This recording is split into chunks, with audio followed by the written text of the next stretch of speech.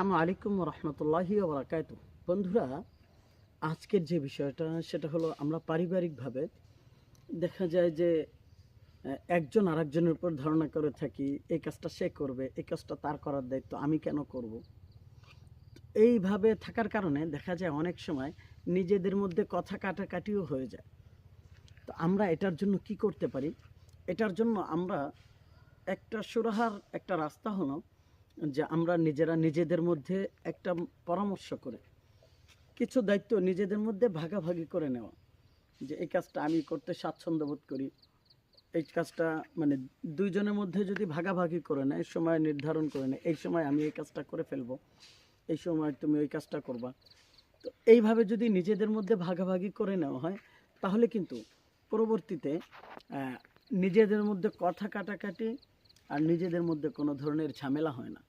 এতে অর্থনৈতিক যতটাই অসচ্ছলতা থাকুক না কেন, এই বন্ডিংটা যদি নিজেদের মধ্যে থাকে, তাহলে এই ভালোবাসা, এই সম্পর্ক কখনো নষ্ট হয় না। তো আশা করছি ভিডিওটা গুরুত্বপূর্ণ। তো যদি আপনাদের ভালো লেগে থাকে, একটু শেয়ার করে সবাইকে দেখার সুযোগ করে দেবেন।